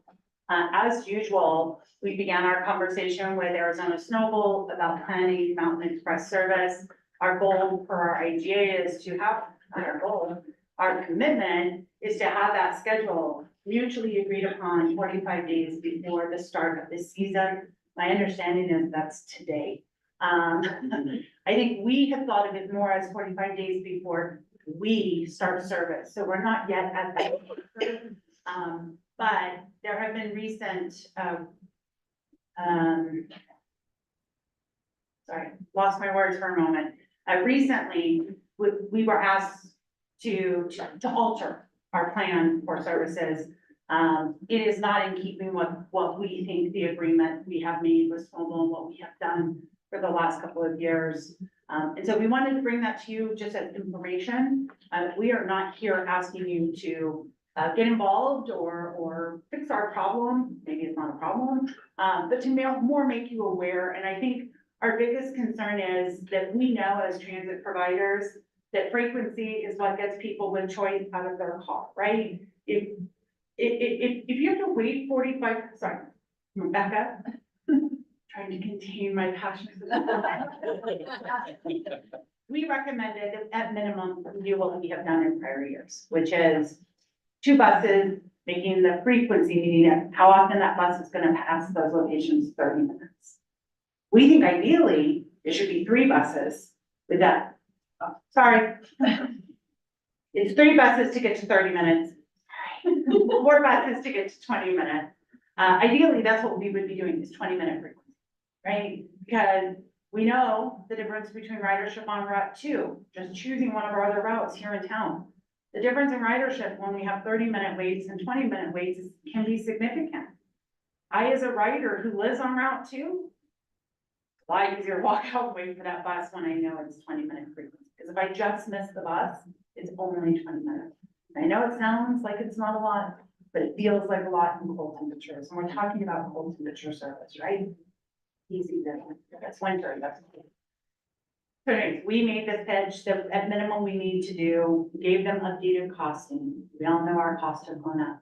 They pay cost per hour, so we take our full cost, we allocate it across the program hours that are prescribed for the level of service that we recommend. Under the Federal Transit Administration, if we do exactly what they ask of us to do, meaning they set the schedule, they tell us where to stop, they tell us what the days of service are, that's actually called charter service. That's not public transit, that's charter. We're only serving one group of people with one destination in mind. So we have carefully crafted a route and a program that's public transit. We don't restrict who uses the bus. We try and serve multiple destinations and opportunities along the routing. Snowball would prefer we never take anyone up there except for those who have ski passes. We don't do that because it's public transit. It's not charter. We can't provide charter. We can't use the benefit of our federally funded vehicles to serve a destination with charter service, prohibited. So we really have been very careful about saying, this is public transit and this is what public transit should look like. So we entered this conversation in good faith, knowing that our cost increased and knowing that it was going to be a difficult conversation and knowing that it was only 2 years ago, they built a new parking lot, right? And that changes their strategy, right? We all know that. So when the feedback was, please go back to the drawing board and develop 90-minute and 45-minute frequency, we became alarmed. I want to be really clear, we told them that we will give them the 90 minutes, but it's unlikely we will serve that. That's what we told them. We will not serve a 90. That's a shuttle. I'm not gonna move anybody out of their car by choice with 90-minute frequency. And to be honest with you, we probably aren't gonna do that 45 minutes. We just talked before this meeting. If you have to walk outside and wait 45 minutes for the bus, how long is it gonna take you to drive to the ski area to have fun to it, right? And I know from Snowball's perspective, they think it's sorry, I'm supposing that I know what Snowball is thinking. They don't need transit the way they did before they built the parking lot. But they need transit for community relations. Right? Transit became part of the solution to the traffic problem that we all saw on 180. I went out and got a grant to do a Highway 180 study to help all of us understand, how do we change and impact that traffic in a positive way? How do we serve the community and ensure that fire truck, that ambulance, that police car can move through that traffic scenario? And I think at the time, we had people complaining they were waiting an hour and a half to get into town during peak ski season, right? And I know a lot of things have changed. The ski season is no longer dependent upon the weather, right? They have a longer ski season. So the visitors to our community have more opportunities than 3 weekends a year to come and use the snow areas, right? All of that changes it. But ultimately, the agreement that we signed, what we promised to our community is that we would use transit to alleviate traffic concerns in the corridor. 45 minutes, in our opinion, is not going to alleviate traffic concerns in the corridor. So we'll continue negotiating with Mountain Express, with Arizona Snowball, on the frequency of Mountain Express. It is about a $30,000 difference. 45 minutes, am I saying this right? 45-minute service cost around $100,000. The 30-minute service, again, I know it doesn't sound like much, but it is significant to a rider, is $30,000 more. So again, bringing it to your attention because I really. Oh, the other big component, thank you. So close to frequency is Breaking news, sorry. let's all staff recording, have a chance to read it. They also are dropping the Flagstaff High School park and ride opportunity. So now we're not even trying to get visitors out of their cars in town. Where are they gonna park? As someone recently pointed out to me, we bought out the downtown connection center parking. There's not a lot of public parking available at the downtown connection center. So we can't even tell visitors to just go park at the DCC. We bought it out for construction purposes. And now we're gonna drop Flag High as a park and ride opportunity. So we really aren't gonna get any of our visitors, our snow players, our Phoenician visitors out of their cars, right? At least with a park and ride, there was an opportunity, even at 45-minute frequency, there was at least an opportunity to say the bus comes every 45 minutes, here's a time to you. You can park here and ride this bus. Well, that is also going away under the proposed service schedule agreement. And we think those are highly concerned. So again, taking 30 minutes to 45 doesn't sound significant, but it is. We know that even in the 30 to 20 minutes. So just to clarify, Heather, it's for the park and ride piece. So when you just gave us these numbers of the difference between 100,000 and 130, did that 130 include the park and ride? So it's 30,000 that it's not only about frequency, but it's also the park and ride. I think the park and ride does not alter our cost of operations. So Snowball enters into an agreement directly with FUSD to use the Flag High parking lot, so we actually step out of that. I don't believe they pay anything, there's just a maintenance type of agreement. And I think there's some marketing that goes into the park and ride, right? I mean, there's the visitor pieces, and that's actually one of the alarms for us was we went to a bunch of rec meeting with Coconino County last week, at Coconino County, sorry. But the Discover Flagstaff was handing out the winter weather pad. And it says, use Mountain Express and park at Flag High. And we're in the middle of these conversations where I don't know if that's gonna be true. And Discover Flagstaff was completely unaware. So, I don't know, again, I'm bringing this to all of you as my board, our board, our transit advisory committee. more as awareness than anything. I did want Geronimo here. I think another important public official to understand this is Patrice Sportsman. We will be reaching out to her. It is, I mean, every elected official should understand this. We want to be really clear, right? But we know Patrice's district is this corridor. So we really feel like she should be aware of it. I don't know if there's a way to change Arizona snow rules. Honestly, if they tell us go with what we're calling option 6, which is 45-minute frequency and not serving flag high, I don't think that's a service level that we want to be involved in. As I put in my staff report, there's a couple of things. 45 minutes is a reliability issue. And it's a 95-minute route. It's not really 45-minute for gas either, right? It's probably gonna be more like 50 minutes. And then you said traffic, is it really 50 minutes or is it an hour? Who's gonna rely on that, right? At least at 30 minutes, it's not that much longer. It's the same time that you wait, but it's after you've already waited this much, right? In addition to that, it's likely we will have empty buses. It is likely we will have low ridership. Well, Snowball doesn't feel the impact of empty buses. Fountain Line's reputation feels the impact of empty buses. So one other question, if I may, sorry. Yes, go ahead. Chair, what has been the ridership levels in the past? Like, do you have that I'm assuming you have that information, but. I did put a small table in the Oh, staff perfect, report, then I'll- just wanted to reference it. Our highest ridership on that was actually the 2018-2019 season, which is when we had 20-minute frequency, which is when we introduced the park and ride facility. Yeah. Ish, and it was before they had. So there's just a couple of factors that probably impacted that, but it was 26,000 trips that year. For multiple reasons. So we built up to that, right? In 2018, 2019, we built up to that service level. I feel like I'm saying things wrong. My staff is pictures. There have been multiple reasons that the service level has not remained at that same COVID, right? And then we had employee shortages. So we couldn't do the 20-minute frequency. And so that's an unfortunate thing that we did, right? We put them at 30 minutes and then they're saying, well, no, wait a minute. We didn't really need the 30 minutes to sell our tickets. Do we really need, right? We didn't need the 20 minutes, sorry, to sell our tickets. Do we really need the 30 minutes? So things have contributed to where we're at today. Our biggest concern is that the service is going to end this year, right? That we're not going to be able to negotiate an agreement on a mutually agreed upon schedule. That's what the IGA calls it. And if we can't do that, who is the public going to call and be upset with? And we feel like you all need to know that that may be where we're at.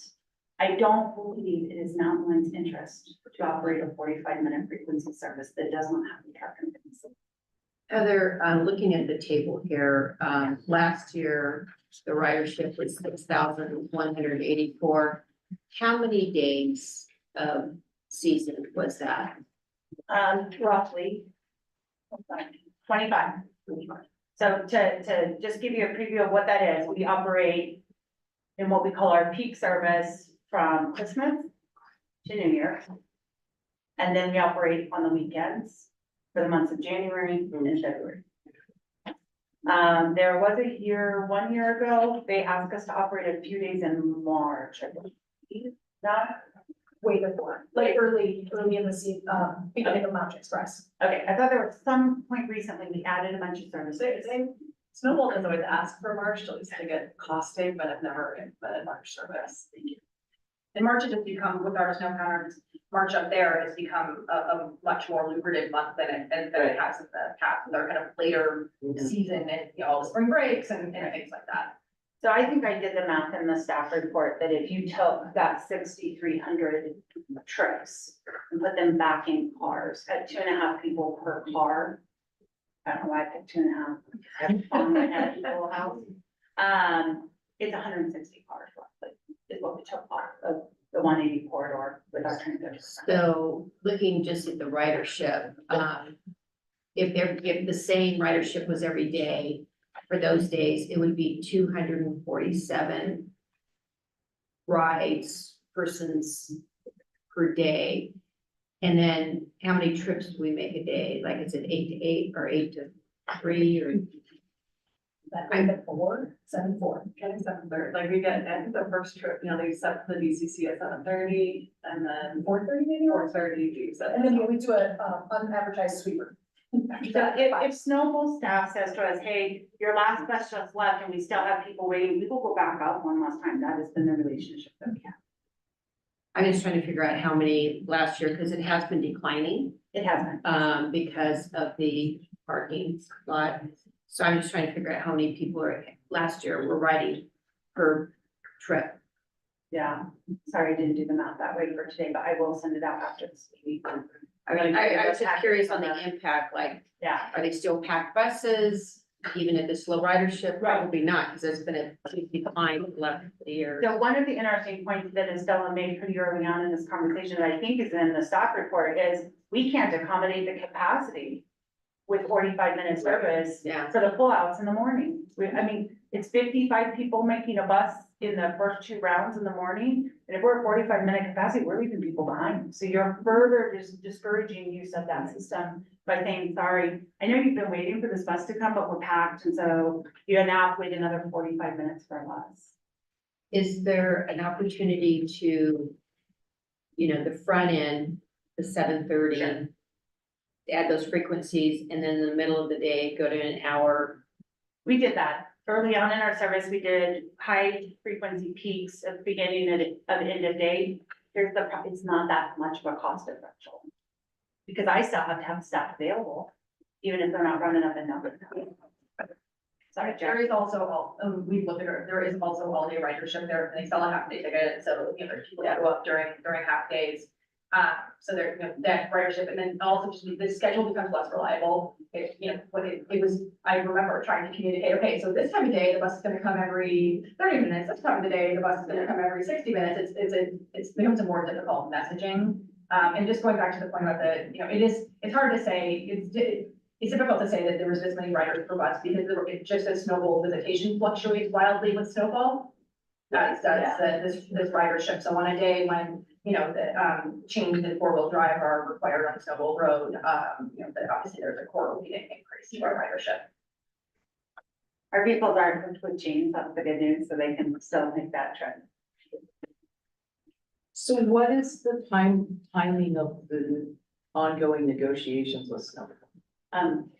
Well, Or are they done, or like? we have sent this, we sent them back. They sent us, sorry, I'm looking at Stella and Jackie. They sent us back saying we want option 6. I reached out via phone and email to talk to, I don't know his title, Rob, general manager, to talk about our response before I put in writing. I wanted to be fair about that. We have been unsuccessful in getting him to return the phone call. That email will go today. I wanted to have this discussion with all of you. The email's not that different than the staff report that brings up the concerns we have with 45-minute frequency, that brings up the concerns we have with the removal of the park and ride facility, and really says ultimately, this is not public transit service. Sure, go ahead. Do you know what's the capacity of the parking lot up there? The new parking lot, It was 400 new spaces, I believe, that were added, I don't know, I'm looking at Michelle, you know, I feel like Michelle might know. Let's when they say added the new lot, lot 1 is the new lot that they added, you know, there is significant parking capacity at this point up there, and then they have also worked hard to develop the lower lot at Snowball Road and Highway 180, they've redeveloped that lodge as well, and there have been some years where Mountain Line has operated service between the bottom of that road and the top of the hill, but we don't believe that serves the purpose of, as Heather stated initially, the purpose of this agreement is to alleviate congestion on Highway 180. If we're bringing people from the bottom of Snowball Road to the top, we're not helping to alleviate, yes, we're not helping to alleviate congestion. They rent, I believe, their own shuttles for the season and operate that service. So on days where like they have the chain and 4-wheel drive requirement, if someone drives all the way out there but cannot get up the road, they typically will park at the bottom, and Snowball operates their own service from bottom to top. Apologies. Chairman, if I may, Go ahead. Heather, looking at the staff report, one thing you touched on, but I think it was also even more important, is the last sentence from the staff report, talks about the impact on the federal funding. Right. I talked about, the publicity, but I think Yeah. that has direct financial impact. Right, and I'll just touch briefly on this without getting too complex with the details. We all talk about small transit and intensive cities funding on a pretty regular basis. That's the competitive funding we receive by being a high performing system, right? Riders per hour, riders per mile, riders per, there's another one, hour, riders per miles per hour. I can't, anyways, there's 6 measures. Snowball contributes to that. The ridership that we get through Mountain Express is contributing because those people are going a good long distance, right, which we need. But if I suddenly have less people going that distance, it will have an adverse impact on some of those things. So I've not done the math, but there is a direct correlation. So Heather, without the parking lot, where would the pickup be? It would be, we would still serve from the downtown connection center. Okay. And we would serve our stops along 180. Sorry, what are there, 3 of them that we stop at? Just one on either side, the Pioneer Museum and the corresponding stop on the other side of the street. So I mean, that basically serves some people that shut by your neighborhood if you want to call your seats. Those are our lowest ridership points, those 2. Right. All of that is dependent of, I mean, that's local ridership. Right. That's people that know how to use our existing system to get downtown with their skis. Or that come out of those neighborhoods to those touch points. And that's important because we are not a shuttle, it's just the service, so we have to have those. So it sounds like, at the end of the day, they only want to pay for once an hour. They're gonna pay for that, but the bigger impact to us is we're gonna lose that number of ridership, which could impact our federal services, but asking them to pay, maybe just 1 year of them seeing the negative impact, if there is any, they would change it next year. So it may be such that we have to just hold our breath for this year and do their once an hour and show how, it doesn't work. It's gonna impact our numbers when we report for federal grants and stuff, but I don't know that we can, force our way into having them pay for another $30,000. I think the risk of saying, we'll do it your way for 1 year. I think it's too significant to us. And I think at the end of the day, that 6,300, I think it will drop to more like, 1,000 people. Yeah. And then they're gonna say, see, no one's using it, we're canceling anyway, but we still have felt the brunt of that. I guess I'm trying to protect Mountain Line from being blamed for this failure. And I feel like, I'm speaking very candidly with you and public who are viewing this meeting. I feel like we're being put in a position to have to cancel this contract so this snowball doesn't happen. So, Heather, just hearing this conversation and the unfortunate timing of all this, one, anticipation of when this becomes more public in light of this being potentially an October surprise for our tax initiative on the ballot,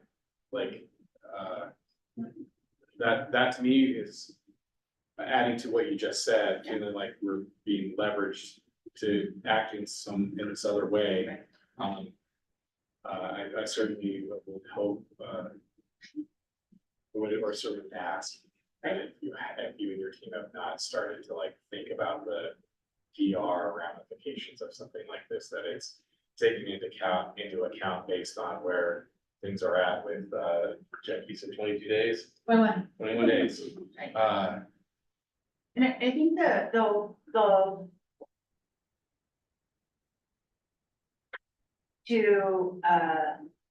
Director Matthews' point, if they say, we're only gonna pay for the 45 minutes, and we mountain line, and the community thinks that the 30 minutes is that important, then there is the opportunity to take public funding to pay for that service. We've never done that. I'm not sure that's what I'm recommending, to be very clear with you, because we're very proud to say to the community, Arizona Snowball jointly partners with us to remove traffic and to relieve your congestion concerns by paying for this transit program. If we start paying for it, it's in conflict with that conversation. So I want to be careful and be very clear, that's not what I'm recommending. I'm suggesting that's the direction you want to give. That is another consideration, right, is to have that discussion. It is public transit service.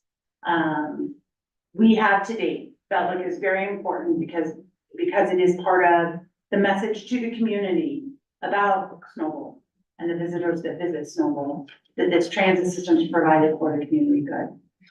Sure, Yes, Scott. can we take a short break, please? Yeah, sure. Can we take just a like, take restroom break and then at this point, please? Yeah, recess for 10 minutes. Great. 5, 10 minutes, whatever. 10 minutes, we'll be back at, according to that clock up there, 5 after 11. Yes.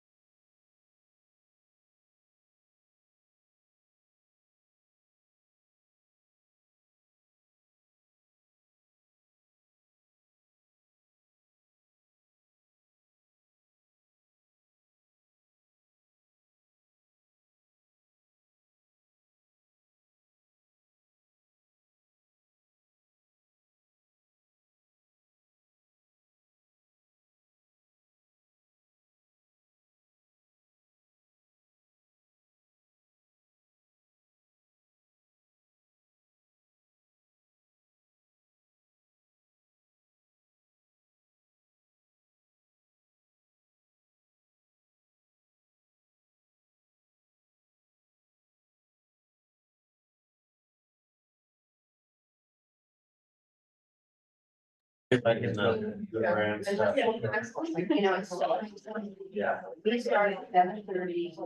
We get maybe one, so per year. Yeah, right. They do not let it out. 5 o'clock, so I get up now. So then I have my yawn, there's a tool, and I'm like, gosh. It should be for you guys. Like, they're not that far.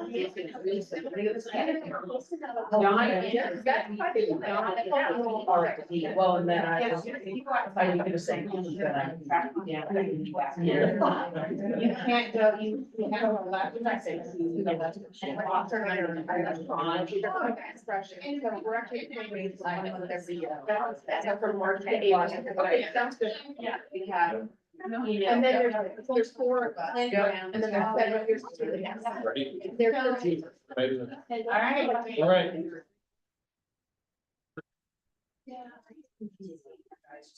Right? That's right, get it. Yeah. Okay, go. Yes. Or one of those.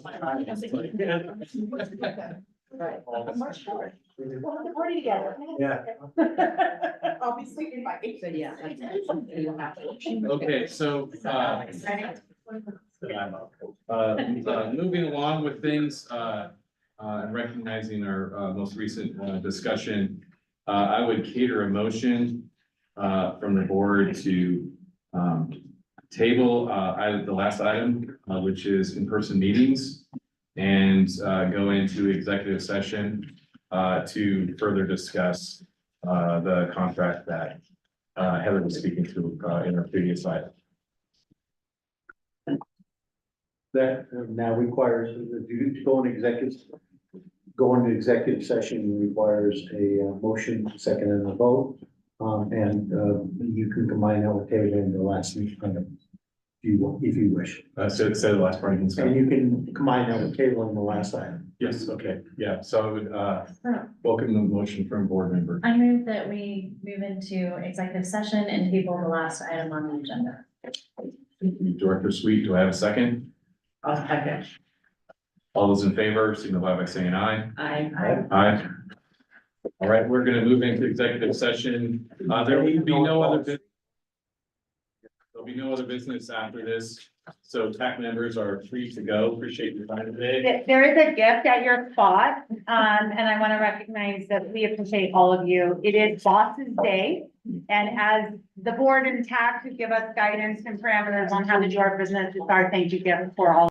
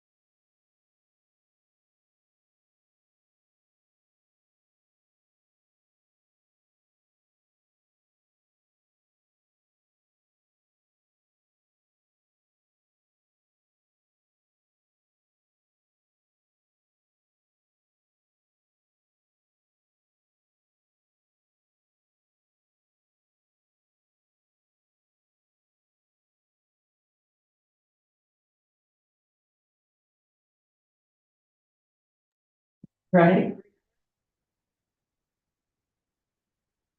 All right, well, welcome back, everybody, from our executive session. Recognizing that we're at the end of our meeting, I would cater a motion to adjourn. So moved. I'll second. All those in favor say aye. Aye. Aye.